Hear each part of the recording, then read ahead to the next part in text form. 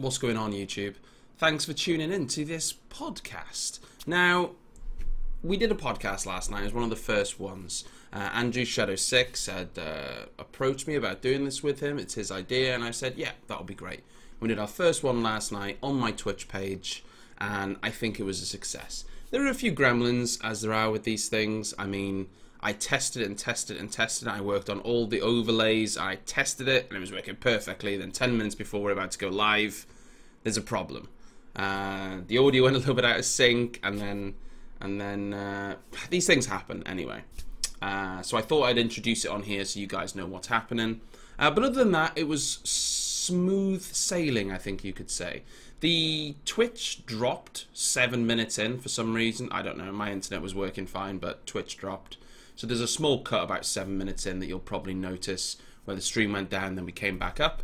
But other than that, I think it was a real success in terms of with 3 guys just saying what they think about certain subjects, and we're going to do it every week now. So twitch.tv/Hadouken every Wednesday. I think we're going to stick to Wednesday, but it might depend on who we can get on the show. We're going to try and have a special guest every week. This week it was the glorious Jackfrags. And yeah, that's the egg. So I'm just going to let it play now. I'm going to play the intro for you again so you can see how fucking swanky it is. In fact, I'm going to play it right now on the TV. You ready? Boom. Look at that. Magic. It's the magic of video editing with After Effects. That's what that is. So I'll let the podcast play from where we introduce everyone, and I hope you enjoy it. It's going to be a podcast that we're going to set up now, guys. It's going to be a weekly thing, and we're going to try and get it set up so that we talk for around about 30 minutes, but it might be a little bit longer. Who knows? We've got myself and my fellow host, Andrew. Greetings. He flies helicopters. You might want to call him the King of the Skies. Maybe that would be a fair way to call him. And then every week we're going to try and maybe have an extra guest. Maybe, maybe not. Sometimes it might just be me and Andrew rabbiting on. Depends and then, on the budget. Well, if we get a higher budget, maybe we'll move into a studio. I think that's the main plan here. And then we've got a special guest today, a man who needs no introduction.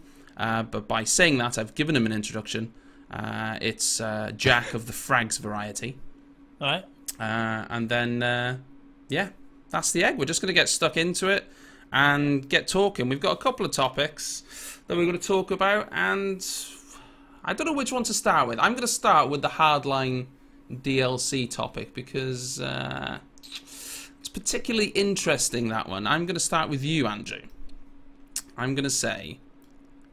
Well, I'm going to ask you what your thoughts are on the first Hardline DLC first, before we get stuck into the structure of how they're doing it.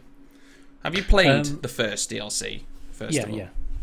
As soon as they actually released it, as soon as they sorted the problems out, that wasn't the best launch. Well, it's only the only fail they've had really with launches. The launch of the game went okay, but the DLC obviously had an issue. But once it was up and running. Yeah, I played it a couple of times. I think Tag did some streaming. Yes. Yeah, they found it very hard to stream it, actually, because, well, there was a distinct lack of players playing it, so it proved particularly difficult to actually stream. No, I was able to play a few games, but I don't know. I was frustrated by existing issues with it. Like, fundamentally, time to kill causes a lot of frustration, so I kept dying around corners and I kept feeling like I died instantly, and I couldn't really have a fair chance against somebody often. Yeah, I'll go along with that. And the content itself, I guess, I don't know, it wasn't enough to keep me playing despite that. Well, what some people might not know, and I'm not sure whether this was the right decision actually,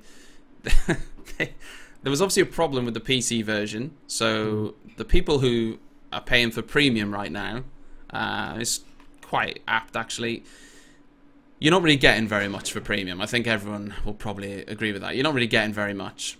And the only thing you're really getting is access to the DLC early, and PC players only got it a week early instead of 2 because of the problems. So the solution was to give the PC players a battle pack, because that's what everyone wants, and then they delayed it then for the non-premium members. So people who were just going to buy the DLC, they weren't able to buy it at the right time. They had to wait a week as well. So I'm not really sure that was a good idea. It might have even been a legal issue. It might have even been because they've stated that Premium get it 2 weeks early. They have to delay it. I think that's exactly what it was, yeah. That's probably what it is, but it's not what the PC platform needed. And yeah, well, what we're talking about now, guys, basically is they've released. Oh, I'm not even sure when this was released, or maybe just someone's found it. They've basically given a timeline of all the premium features, the super features, and when they're going to be out. And legendary status, for argument's sake, is going to come with the second DLC, I believe. So the next DLC that's coming in the summer, Robbery, you're going to have legendary status, which is Prestige. Then the one that most people wanted, Gun Bench, that isn't coming until winter 2016. Now, they said early 2016, so I'm not sure whether they actually meant like winter 2015, but early 2016, if that makes sense. So like January, February next year, or all the way at the end of next year. And not a lot of people were happy about that, because that's a long time after release to get one of the main features you were promoting Premium for. Yeah. And that's the issue for me, was that I mean, I suppose it depends on interpretation to a degree, but you know, when you go to buy Premium, they say here are some features. I don't think they're even called super features. They were just listed as things you'd get with Premium. Yeah. And they had all these things, and it wasn't like they list the DLCs where they say, you know, these are going to come in packs at a later date. It was just, here's what you get if you buy Premium. Not, here's what you get when you buy Premium, but, you know, at the end of the game's development cycle. So to that end, I felt a little gypped, you know. I'll vouch for that. What's your take, Jack, on like the DLCs and when we're getting these features? Well, I know, like, the first DLC for me was very underwhelming. It didn't really offer anything new in terms of gameplay for me. Well, certainly nothing big enough that I would want to, you know, keep playing the game more on PC. I think for the console games, obviously it's new. For the console gamers, obviously it's new content, and there's still an audience there, so that's great for them. But for me personally, and for a lot of my friends as well, I think there wasn't enough exciting content there to bring us back. The whole Premium thing, like, it doesn't. I don't want to say it feels shady, because with their original Premium press release, they didn't actually specify like a date. They didn't say this is going to be available on launch, but the problem is their language was so vague that people will just assume that anyway. Yeah. And it gives them a way to delay the release and bring it out whenever they like. But really, I just think they're shooting themselves in the foot with it, because if they had all these super features, as they're called, in Premium in the game at launch, or even now with the first DLC, there's a lot more content there for people to enjoy, and that would actually bring some more life and longevity to the game. Yeah, now, this is an interesting point, actually, and I'm actually looking at the webpage right now, and I didn't know this. They've removed the dates off the website. Interesting. Where it said Gun Bench, available with Betrayal, early 2016, it no longer says that anymore. It just says available with Hardline Betrayal. They've removed the dates from the section. Maybe it was a mistake then. Either it's a mistake, or they just don't want to draw attention to it. I mean, either way, I'm not really sure. But my problem with it is some of the features they kind of needed, like the competitive play. 2 of their game modes don't work without it. You know, like Rescue and Crosshair. And I would love to know the amount of people, even in the chat, who've ever played Crosshair. I imagine a very few amount of people have even bothered playing Crosshair. And it's hard to play that sort of game mode when there's people dropping in, dropping out. You need some sort of matchmaking. Anyway, what were we talking about? We were talking about the Hardline DLC.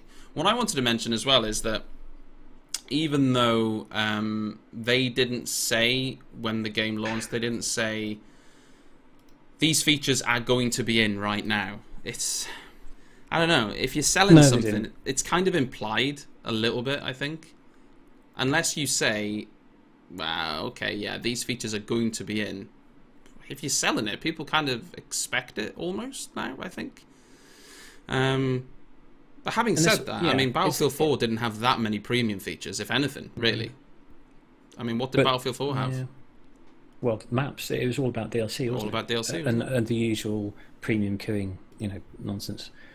But yeah, it was all about the map packs. I mean, the premium stuff for BF4, originally I think it was quite underwhelming, but they really, like, Second Assault DLC was pretty diabolical, but once they started to actually have a theme for each DLC and really think about adding new interesting game modes and creating new assets as well, rather than just the same old models from single player, and adding stuff like the Phantom program, which people forget, that was premium only. That was really cool. That was something extra for the premium players. That's true, actually. I mean, you sometimes forget that whole Phantom program was only for premium people, especially when you think about how many people were involved in trying to work it out and find it. You kind of forget that was only for premium people. I mean, there's still this I suppose, a little bit of a mystery around this I don't know, Hardline Easter egg, whatever it is, or what the symbols mean. I haven't get on that. Yeah, I haven't really been spending that much time on it. To be honest, when I first saw your video and I saw the first symbol, I just assumed there was going to be loads more exactly the same. So it kind of caught me off guard when the exact same symbols in the same place in other maps. It's like, oh, I don't even know what that means. No, I haven't figured it out. I feel like we need a bit more. I want them to confirm that there's an Easter egg, unless they've done so already and I missed it. But there is something to hunt. There has to be something there. That's going to get me back on the game when I've got time. Yeah, I think they haven't missed a trick because they've got it in. The problem is on PC. I would say PC is one of the biggest platforms for looking for these Easter eggs, especially the big ones. Most of the time, I think when the Megalodons and all of the other bigger Easter eggs have been found, I don't think any of them have really been found on consoles.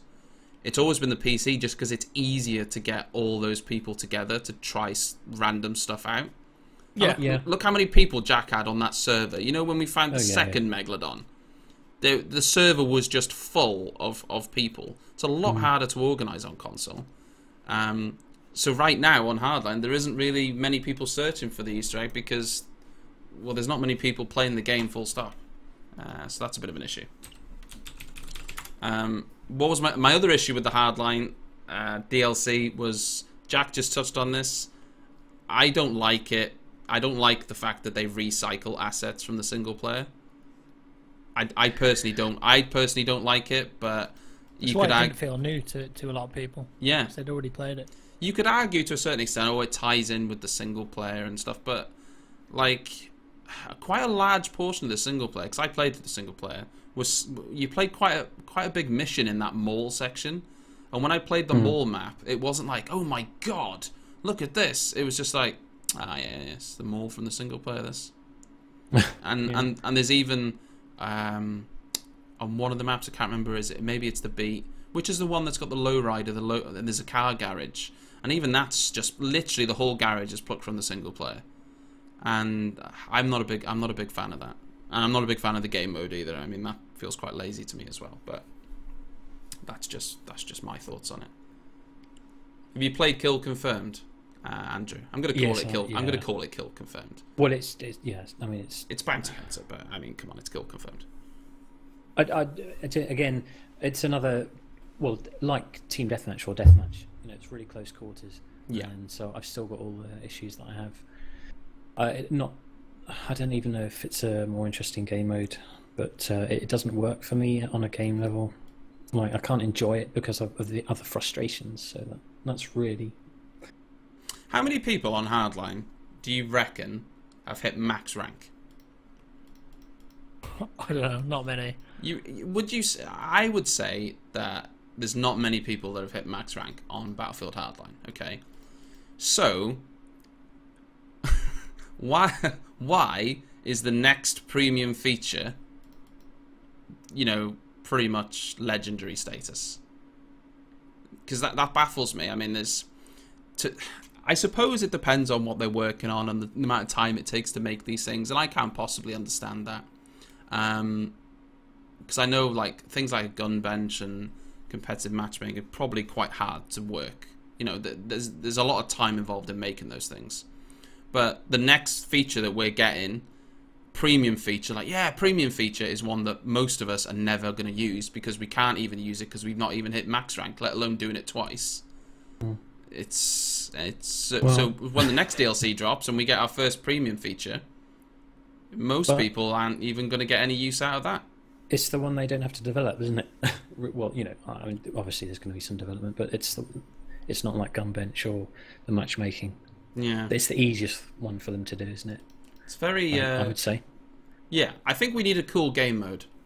I think we need a massive, cool game mode for the next. Well, matchmaking. For the next DLC. What about matchmaking? Yeah, well, matchmaking for those game modes that exist already. You know, to make them properly feel competitive and like you're achieving something when you play them. It certainly needs it, but I mean, it said I think the matchmaking was coming end of this year, maybe. Yeah. My concern is that by the time the matchmaking comes, and this is on, and I like Hardline. I'm one of the few people that actually have got to max rank, and I did it quite early on, and I enjoy the game. I've got issues with it, but I enjoyed the game. But when the end of the year comes, if you say to me, "Hey, dude, why don't you go and play some of our matchmaking and play Crosshair mode?" I'm like, okay. Or you can go fight. You can go fight on Hoth as Luke Skywalker, and I don't know which one I'm going to choose. That's a lie. I know exactly which one I'm going to choose. I mean, by the time these features come out, I think for PC anyway, it'll be a little bit too late. Personally, I think it's gone. They're going to really struggle to get Hardline anywhere near successful on PC. I'd like to see how it feels once they've got all the netcode improvements that CTE have produced. Apparently, it already has. Well, I mean, that's nonsense. It just doesn't feel like CTE at all. Unless it's literally just time to kill that's different. Apparently, it just doesn't feel right now, and JJJU, when I was in this conversation with JJJ on Twitter, he couldn't 100% say at the time because it was like a Friday and he'd have to check. And who else were we talking to? Zach Mumbach, and he couldn't really say 100% either, to be honest. But apparently, now I personally don't think this is the case. Apparently, Hardline's netcode right now is supposedly better than Battlefield 4's. Technically, it's technically better than Battlefield 4's. It doesn't feel like that in game, I have to say. Now, it doesn't feel like that for me. That's my personal opinion. That I don't believe that. I just can't believe it. I refuse to believe it, in fact, because I played Hardline the other day. When was it? We were... Tag started streaming it. And we were trying to fill a server up. And, you know, they can fill a Battlefield 4 server up on a Tuesday, no bother. Trying to fill up the Hardline one was... Well, that was particularly tricky. I think we had, 5 people on the server? Yeah. So we went into a public server, and I played Hardline for quite a while. And then I played the new game mode, and I played it for quite a few hours that week. And... It certainly didn't feel as sharp as Battlefield 4. And Battlefield 4 doesn't even have all the changes in yet, all the CTE stuff. No, it's got none of the major improvements, certainly. Somebody makes a good point in the chat as well that the time to kill in Hardline makes the netcode feel worse because they've got a lot of fast-firing guns. Yeah. Compared to Battlefield 4. I think that's right. Which is... It kind of unbalances the game a little bit. But I'll finish on Hardline for now with one question to you both. Do you see yourself playing much Hardline anytime soon? Is there anything that makes you think, yeah, I want to go play Hardline right now? Not right now, no. Because I personally don't. I've got nothing against Hardline in principle. You know, it went through last week or so, last couple of weeks. There's been a lot of focus on Hardline, not sort of bandwagon jumping on hating it. I got nothing against Hardline. I think it's potentially a fun game. I like the close quarters infantry focused element of it, but it just doesn't play well right now. So there's nothing making me want to go play it. No. Yeah, for me, Like the only game modes that I really enjoyed and kept playing, like again and again, were like Hotwire and Blood Money. But Yeah, you I'll can't go along with play those on all the maps, and it just got quite boring playing them again and again and again. And also, the lack of weapon variety, I think, is really a big thing for me. That's a big point, that is, and that when I tried getting info from everyone about what their main problems with Hardline was, that one that you just said is the biggest one.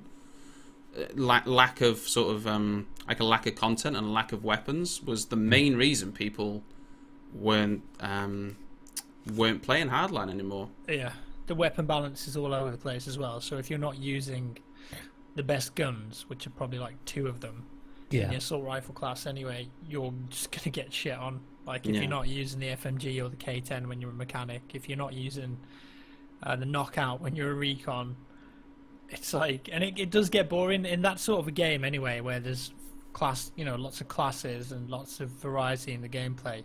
You want lots of variety in the weapons that you use as well, and you want to feel like you can switch it up depending on how the game's going. Is it going good, bad? Is it a long map? Is it a short map? Are there lots of infantry? Or are there more vehicles? But you don't really get that feeling with Hardline. So for me to keep like playing it some more, from the next DLC, I just want to see like a newer, interesting game mode, to be honest, rather than something that's been recycled, or something that fits in with the theme, like something that's like cool and exciting, fits in with the cops and robbers theme. I think it needs.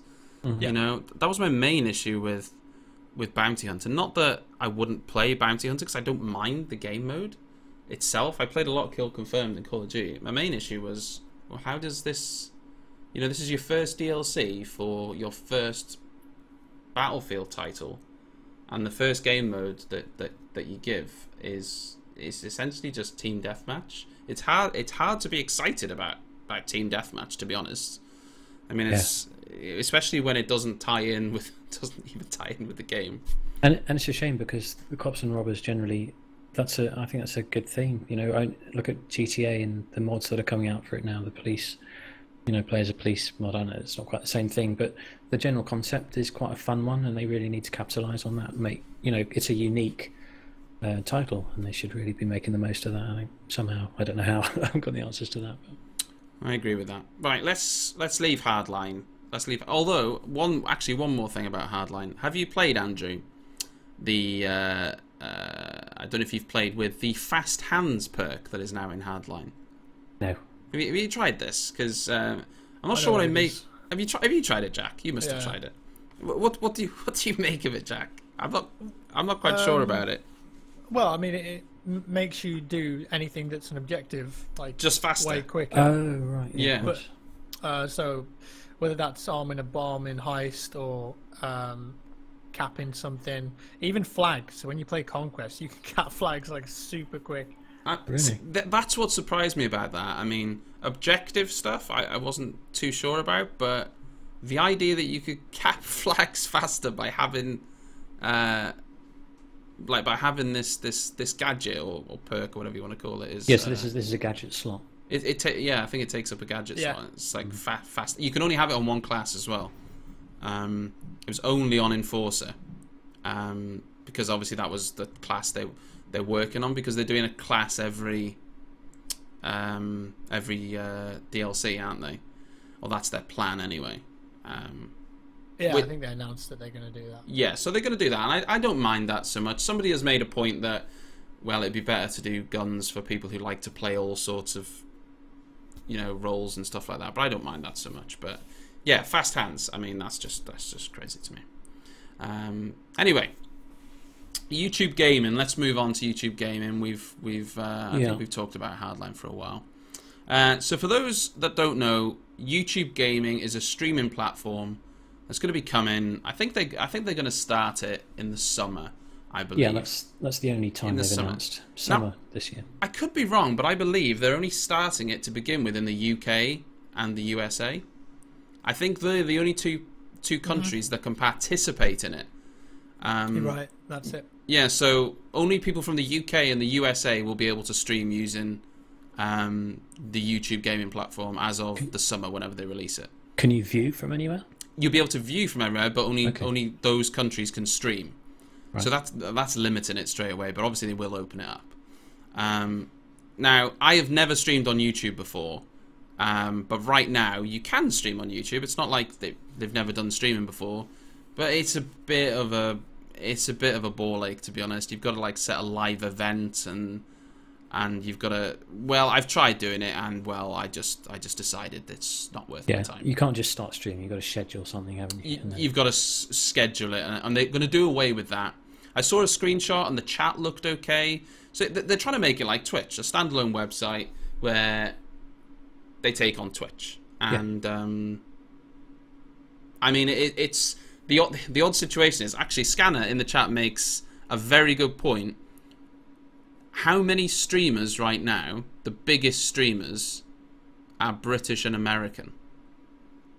Is Lyrics American? Yeah, most of them are British and American. Okay, so that's not too bad then. If you've got the main, like, do you think it will take off? Let's start with that. Do you think it will take off, Jack? You've streamed on YouTube once or twice, haven't you? Do I think it'll take what? As in, like, do you mean? Do you think it will be able to compete against Twitch? Honestly. Well, to start with, I don't think it needs to. Like, I don't think that they're competitors, even though YouTube will probably say that they are. YouTube want to take the live streaming market, but I think it'll be successful. It just, it's not really. I don't think they're trying to get big Twitch streamers to start streaming on YouTube. It's more they're trying to get big YouTubers to start streaming on YouTube. Or, rather than stealing Twitch. Because if you take, like, Lyrics, a perfect example, or someone like Summit, or, Waffle, some of the biggest streamers on Twitch, what reason have they got to just suddenly stop on Twitch and just move to YouTube gaming? There is none, right? Yeah. All their audience is there, and that's where they're going to stay. Plus, that's their livelihood as well. Like, that's their, this is their job. Like, it's like Lyrics full-time, isn't he? He's a full-time... Yeah. So exactly. he can't just move and lose his earnings. Mm-hmm. But for someone who has a large body of their audience on YouTube, and maybe they stream every now and again on Twitch, like me, for example, it could be a good idea to try it out. Now, like you said, you can live stream at the moment on YouTube, but it's diabolically shit. It is awful. So I'm actually really looking forward to trying this new system out. Because if they've got the same sort of chat as Twitch does, and they've got, like, you can have moderators and you can filter words and stuff like that, like, that's going to be cool. Because if I start streaming on YouTube now, I can do it straight away like I can on Twitch. But the difference is I have my main audience is on YouTube. So I'm obviously going to get a lot more viewers, which is cool. Yeah. Whereas if I stream on Twitch, I do have... comparatively speaking, like an okay following there, but if I did it on YouTube, I'd get way more viewers, and that's not really a big issue to me. It's just because I don't stream that often anyway.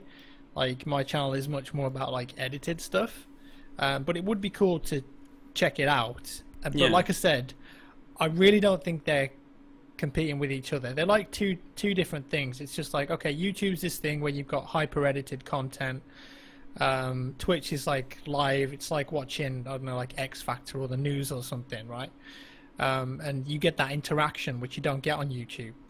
Like, I think that's one of the main things that's going to be missing from the YouTube live stream platform, is because you've got sub emotes, you've got donations, people following and subscribing. Like, none of that is going to be on YouTube, I presume.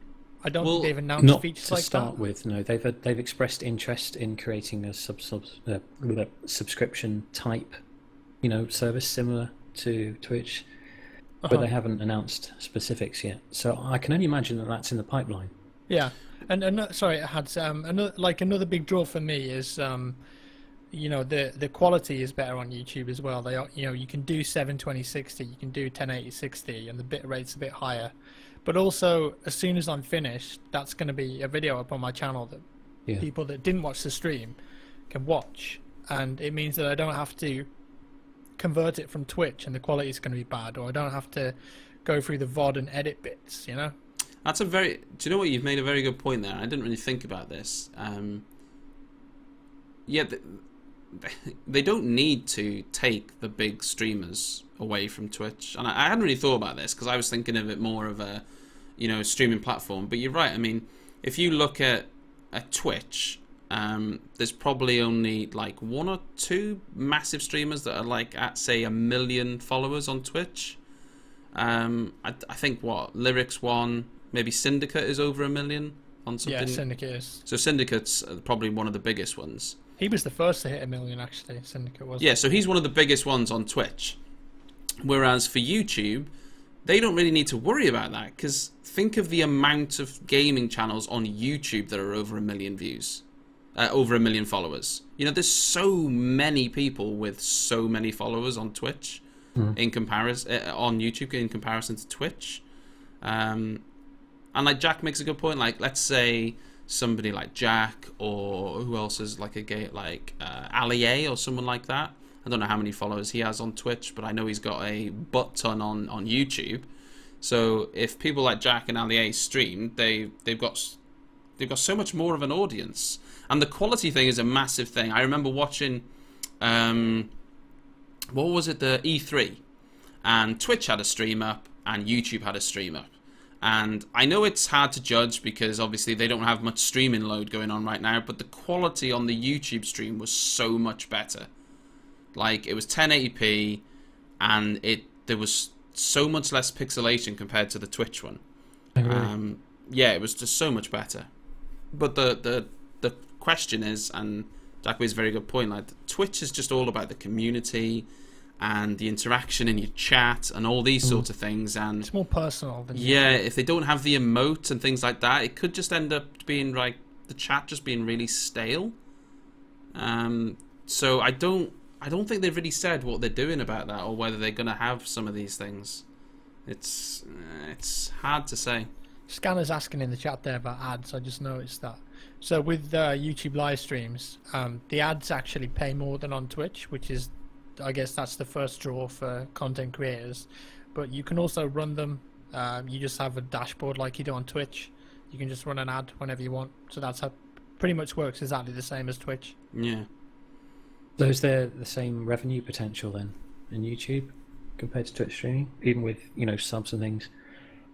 Well, I think because the ads pay more, yes, there is. But it's not enough for, you know, the big Twitch guys to come over. Why would they? You know, the two things can coexist. It's fine. Like, it's like HBO versus just like a live news channel or something. You know, they work fine together. I mean, like somebody like Lyric, who we talked about. I think Lyric's a good example because I think he's one of the most active and well-known streamers. You know, his living is off Twitch streaming. Everyone knows when he's going to go live. He streams practically every day. He's got almost 1 million followers or whatever it is now. But as far as I'm aware, he doesn't have a following on YouTube. So for him, I mean, why would he move? What's the point? Oh yeah, sure. If you don't have like an established YouTube channel. Yeah, it's pointless. But yeah, as Jack said, it's thinking about it a different way. Well, YouTube don't need to try and poach all these big Twitch streamers. They've got plenty of content creators already on their platform that could stream whenever they wanted to. I just wasn't sure how much of a draw having that central hub would be. You know, so you've got everything in one place, like this one-stop shop for your content, be it recorded or live. You know, I don't know if that has advantages to it rather than trying to do things, you know, with a Twitch separation from YouTube. In terms of quality, it probably does, because if you like either download a VOD off Twitch and upload it to YouTube, or use the highlight thing, you do lose a lot of quality. The difference is with YouTube is you'll be able to, you know, essentially you're streaming and uploading to their servers, and then they're going to make that into a video for you. It's going to be a much better quality video than if you'd done the stream on Twitch and then downloaded the VOD. It's also very hard to download VODs now on Twitch, because if they've changed their system of the file system, and also if your stream is over a certain amount of time, the only way you can get a portion of it, if you want, like, you've got to create a highlight from it and then download that. it would, for people who want to just put their stuff on YouTube as well, like things like this, for argument's sake, like a podcast would be perfect for YouTube, really, because you'd stream it, it would make it into a video straight away, job's a good one. You know, and like, I don't know, stuff like playthroughs. You know, like, let's say, you know, you want to do a playthrough right now, Andrew. Let's say you want to play through Goat Simulator, because I know how much you adore that. Or Construction Simulator, because you're a big fan of that as well. You want to play through the campaign, boom, it's on YouTube as well. That'll be pretty nifty. Yeah, I'm sold. I'll probably do it, because why not? I mean, I don't have a massive following on Twitch, so it's worth trying it and just experiencing it to see what it's like, really. Yeah, well, I mean, I'm sure most people will try it, whether or not they decide that it's for them. It's a question of where the line is, isn't it? You know, how much of a Twitch following do you need before it's not worth moving over? I don't know. I think there are very few Twitch streamers probably that would not be tempted by. I think most of them will try it. Yeah. I think it's a case of, as Jack said, people will try the YouTube thing because they'll just want to see what it's like. You know, I'd be surprised if some of the big Twitch guys didn't go, let's just do a quick stream on YouTube, see what it's like. We'll stream for a little bit, see what it's like, see what the chat's like. But they'll still stick to their bread and butter, you know. They'll still stick to their bread and butter because they've got no reason to change. I'm not sure how successful YouTube want this to be, because I mean, why now? Why have they all of a sudden decided that they're going to do this YouTube gaming thing? I guess it's just a logical approach from what they're already doing with YouTube videos. I guess it's just a logical step to go down. I don't know. You always want to increase your capabilities, and they're just trying to increase the empire, I suppose, just trying to stretch out and increase the business. And they'll probably do a lot of like promoted, sponsored streams on YouTube gaming as well. Because if you think about, like, I don't know, like a partner network like Maker or Machinima, you know, most of their sponsored videos and brand deals are done on YouTube as like edited content, right? You do get some sponsored Twitch streams, and there's more of them appearing as Twitch is getting bigger and bigger. Like, I've seen a lot more.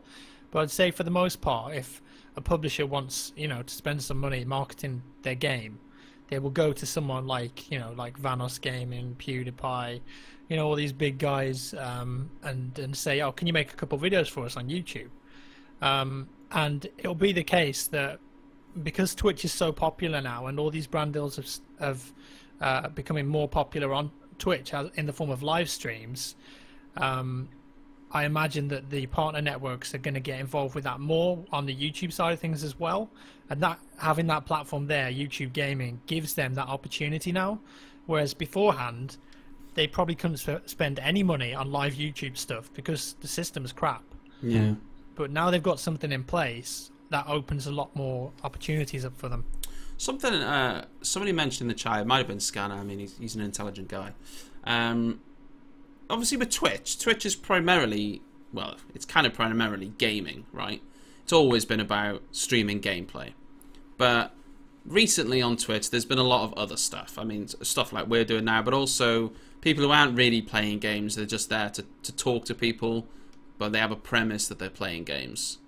With YouTube, that could potentially be very different, because they've got an opportunity to have all sorts of people streaming all sorts of things. But they've decided to brand it YouTube Gaming instead of YouTube streaming or anything like that. And I'm wondering why they've done that, because, I mean, you could have people streaming all sorts of content. You could have people, I don't know, people who have a cooking channel and they're streaming themselves making a meal from scratch or something, or maybe a girl who does a makeup channel, they're streaming live makeup and taking questions from the chat. I'm just wondering why they've labelled it YouTube Gaming and not YouTube Streaming.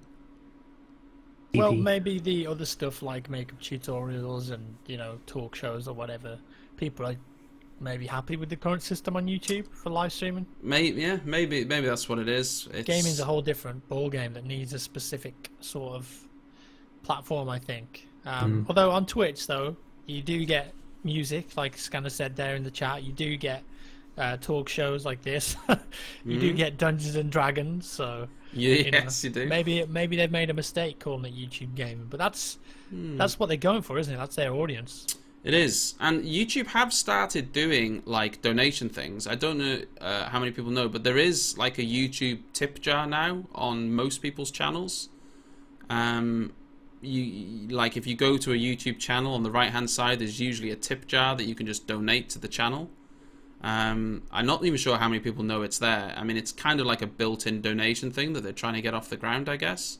I suppose it's very similar to just Twitch having a donation thing on Twitch where it pops up, but it is there now, and they've started to implement that. And I'm sure down the line they will have stuff for the streaming as well.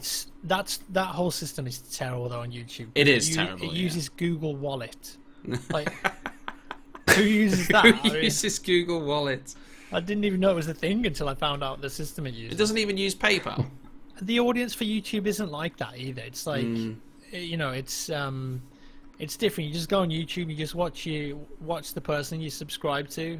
There might be an ad before the video. That's great. It's not the audience on YouTube isn't the same as Twitch in a lot of ways. So people don't really do that on YouTube. Now, I guess none of us are going to know this, but they're having a separate website for YouTube Gaming, right? Yeah, so it's going to be like a separate sort of I don't know. Is it going to be like a skin or something that just pops up when you click on it on the side? See, this is what I'm trying to wrap my head around this, because if I go onto Twitch now and I go onto the Twitch homepage and I click CS:GO, it'll show me everyone that's streaming CS:GO. The question is, because there's a problem on because YouTube does video content as well as live streaming content, is it just going to show people who are live streaming right now? Will it also show people who do video content and link them all in together? Or I'm interested to see how it's going to work. It always, because I think you're right. Twitch and YouTube are, I don't know, they do have very different audiences. People who want to sit here and watch a stream, and somebody who just wants to put a YouTube video on in the background. I suppose not all of them, like not that many people compared to YouTube, actually know what Twitch is. Especially like I spoke to my friends about Twitch. They had no clue what it was. But if I said to them, oh I'm streaming on YouTube, they'd be like, yeah, that's cool, yeah. If I said to them, I'm streaming on Twitch, what's Twitch? I don't know what that is. If you're a gamer, you'd know. That's another thing that we mentioned the other day. The YouTube being a sort of household name. It's a lot easier to describe what it is you're doing, perhaps to a broader audience. Yeah, you just say it's YouTube, but it's live. Yeah. I suppose. I mean, it's easy to explain it, but YouTube is just such a household name now. I don't know if anyone else. I've never tried this, but someone in the chat, Bob, asked, you can dual stream with OBS, can't you? I'm not sure how. I've heard people talking about it. Stream to YouTube. And to YouTube. Is that even feasible? I think you'd have to have two. Is that Twitchception? Is that Twitchception? You can't. I don't think you can do it with one. You'd have to have two versions of OBS open, and you can do it. Yeah. That's going to kill your PC, though. Yeah. So I'm not sure. I'm not too sure about multi. How are you gonna look at both chats as well? Moderate both chats? It's easy. It's not very feasible. Easy. Nail it. 10 out of 10. So yeah, that's the YouTube discussion. Now I noticed, Andrew, you put down. I think you put this down as an extra point here. Something about PewDiePie, because there was some commotion about PewDiePie and his earnings. Is this correct? Yeah. I mean, I did just put that down. I was just intrigued to see. He actually posted a response. Was it Jack? Did you? I think you liked the video. I watched the response. Yeah, his video was great. And yes, absolutely. I thought it was very eloquently done, and he put across his points well. I was just surprised. No, actually, I wasn't surprised at all to see the kind of reaction that was produced by people finding out this figure that he got. And it was just a sort of talking point, really. I thought it was pretty ridiculous. He got some pretty... People are so obsessed by it. Now, this is the internet, so we expect this, but he got some pretty hateful... pretty hateful comments and stuff thrown at him, which is really unfair. Because, for a start, it's not his fault that there is a system in place that he can put content out there and get paid for it. How is that his fault that he has become so successful that he earns a lot of money? That's not his fault. He shouldn't be so damn handsome, should he? Yeah, like, he's literally... PewDiePie... not everyone likes his videos, but that's a complete irrelevance to this discussion. You could love him, you could hate him. It's completely irrelevant. Yeah. He started doing his channel like when there wasn't very many people doing gaming channels on YouTube. A lot of people watched him, a lot of people loved him. Those people have subscribed to his channel and they continue to watch his videos. He has become successful. Now people are hating on him because he's become successful and he earns a lot of money from it. Well, the most people that are hating on him, though, I think most of them are just people that don't really watch YouTube or Twitch. They're just people who are on Facebook. And yeah, you're right. You're right. You know, they don't play games. They don't understand it. I mean, he posted some comments, didn't he? Or said some comments in his video about, you know, stuff like, it's not fair that you earn this amount for doing nothing, and people like a police officer and or whatever don't earn that much. Well, armed forces and things. That is not that's a ridiculous statement. I mean, look at a footballer or a rock star or anything like that. I mean, somebody has had a chance to earn themselves a living, and he's taken it. Why? What? This is what pisses me off. Anyone who was having a go at PewDiePie, if they were offered a chance to do something that they loved and got paid for it, they'd be doing it as well. The very fact that it was picked up by so many websites and, you know, almost mainstream news channels, I think just indicates the whole misconception about what it actually takes to run a YouTube channel, and to that degree of success as well, and to be that consistent with your content. I think people just don't understand how much work it is. It appears to be someone playing games and being given a shed load of money for it, but it's quite a different story, I would suggest, as Jack and you probably well know behind the scenes. Well, Jack certainly can. I'm pretty sure Jack can attest to, you know, people think that, as you say, people think it's easy. It's not easy. I mean, editing doesn't take 2 seconds, you know? Especially if you're editing 3, 4, 5 hours of footage or whatever you might be editing. It's not a 2-second job. Especially like you have, let's say, a quality control like Jack has. It's not a 2-second thing. But people just see a gaming video and they think, oh, gaming. And a lot of the people, as Jack said, they're from Facebook and stuff. They don't understand like how big the gaming culture is now. You know, like esports and things like that. Gaming has taken off in a big way. You know, I just imagine it's people who maybe just like play games on their mobile, like when they're on the break at work, and then someone tells them, "Oh, Gary, you know, this fucking PewDiePie bloke, he earned 7.5 million last year," and then fucking Gary goes, "You having a laugh, mate? I can earn 7.5 million just from playing this game on my phone. What a piss take!" You know, I think they just assume it. It's the misconception of it, and like something that he said in that video as well was just perfect. Like, one of the comments he read out was along the lines of like, I could easily do this myself, screaming at video games all day. You know, that's what the comment was, and he just said, "All right then, do it. You know, just fucking try it for yourself. You can do it. Go ahead. You know, that's awesome for you." And it's just the perfect response. Like, yeah, I love that. It's great. The concept that, and you're right there. People see it and they go, "What? He plays a game." They don't understand the backstory. They don't understand how much time and effort's gone into it. They just assume they can do it. Well, if you think you can do it, do it. That's how PewDiePie got to where he was, because he said, "I can do videos. I'm enjoying it." So he did it. And was that figure just YouTube ad revenue money? No, it was everything. Sponsorships, partnership network, all that. All that extra stuff takes up time as well. So, you know, he's got, I imagine, a mountain of paperwork involved in that sort of thing. He's got to go places, to events and travel. You know, it's all time consuming. and people just don't appreciate, I think, it is, what and it takes. no, sorry, carry on. No, that's it. They don't get it, man. No, they don't. And as he pointed out in the video as well, they overlooked the amount of money raised for charity. Yes. Yeah, he raised 1 million, didn't he, last year? Yeah. Raised 1 million for charity. And they never mentioned that in the article. No, it's not a big story, is it? It's a ridiculous sum of money to raise for charity, by the way. I mean, that's not, that's a crazy sum of money to raise for charity. Yeah. But that's one thing I love about him, though, about PewDiePie. Like, he's the most successful YouTuber ever, right?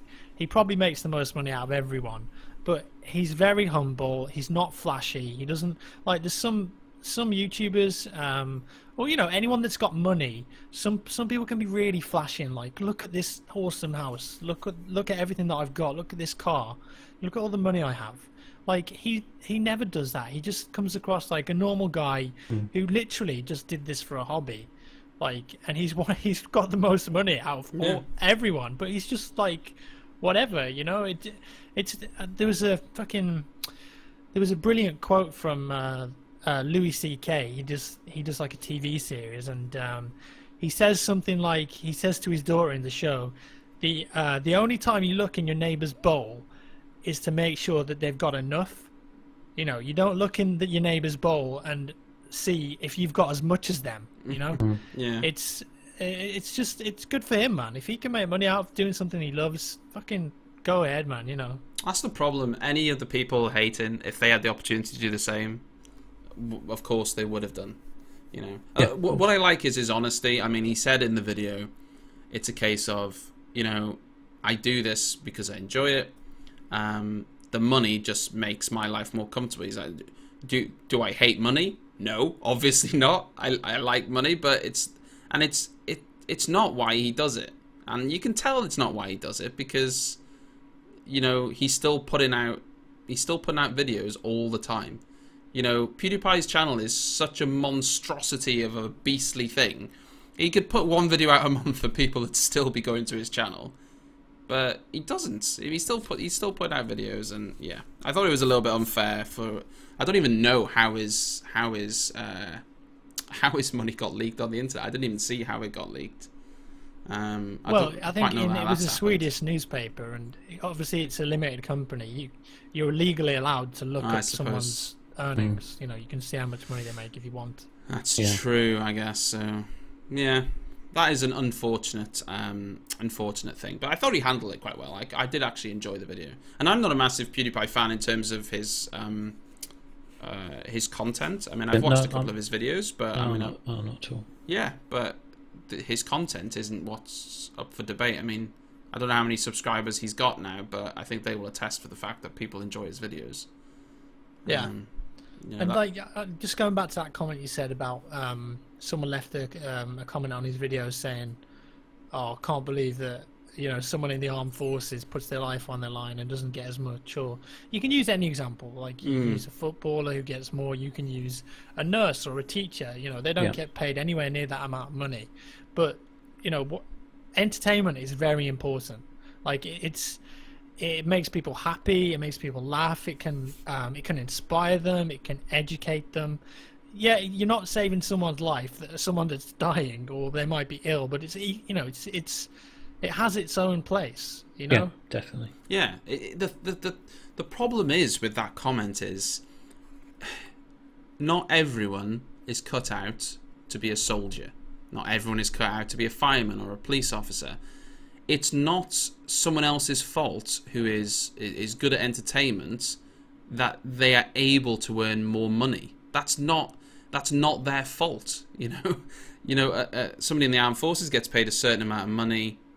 They know how much money they're getting, and it's not a lot. It isn't. But that's just the way in which we live. There are so many people that get paid more than those. It's unfair just to single out one person when there's so many people that get paid more. That's just an unfortunate fact of life. I mean, that's just unfortunately the way it is. Not all jobs get paid what they should. Yeah, that's just. And that's he said just in life. the video as well, like if it wasn't him, it'd just be someone else at the top. Yeah, it's supply and demand. Yeah, if 50% of the YouTube channels went down today, 50 more would just grow in its place. It's yeah, if it's not PewDiePie, it would have been somebody else. So that is the egg. I think that's probably a good place to leave it now. I have no idea how long we've been going on for, because the stream got off at one point. So we've been going on for 45 minutes since we were back. It's a lot to talk about. A few technical gremlins at the start there.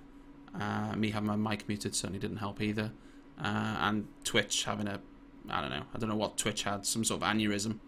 But that was good. I enjoyed that. I mean, there's so many comments in the chat. I can't possibly answer everyone's question. I'm not trying to be ignorant, but as most of you will know, I'm used to having 20 or 30 people in the chat. So 150 people talking all at once is something I am not particularly used to.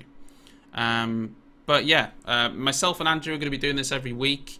I think Andrew will be on his webcam with me next week, looking very handsome. Maybe we can get him to do a helicopter flyby in the back window. Maybe I'd love to see that. Maybe if you can do that, Andrew. If you can film it, I'll get it on the stream. We'll have you flying by and then walking into the studio like you've just arrived, sitting down at your desk. That would be glasses off. Yeah, that would be fantastic. And thank you to Jack as well for giving his time to come and have a natter with us. Thank you very much, Jack. It's good fun. And yeah, we'll be doing it again next week. I don't know what we'll talk about, but who have you got on next week something on the show? Who have we got? Jason Derulo. Jason Derulo, yeah. Jason Derulo has offered to come and sing live at my house. J.J. Abrams will be directing. Yeah. Star Wars scene. Yeah, on the set. I've got the earbuds ready for Jason Autunio. Anyone dealing with Jay will be on the stream. Actually. Yeah. Jason Derulo is going to be there. I was actually thinking, even though we're going to end the podcast, I was actually thinking of playing some sort of video game now, just to finish the podcast. Maybe some sort of rocket blast type video game, because nice. I might pop some faces on that. Yeah, just a quick, thanks for the chat. Thanks for everyone that's come to watch. As Andy said, we do want to kind of make this a bit of a weekly thing. So if that's something that appeals to you, then like and subscribe. I see what you did there. Maybe I'll even try and arrange some sort of items we can give away next week. Yeah, we might get Tommy on maybe, or tag Tommy and Adam if Adam's around as well. That'd be good. Jack is always welcome whenever he can make it. And topics will just be whatever comes up for that week. I think if Tom's going to be on, we should definitely pick a topic that we know enrages him. Right. Something not purposely to wind him. I mean, a topic CSGO. topic. Oh, that's it. CS:GO knives and how much they go for. That'll be a perfect topic for Tommy, because he's got particular thoughts on that. So he will like that a lot.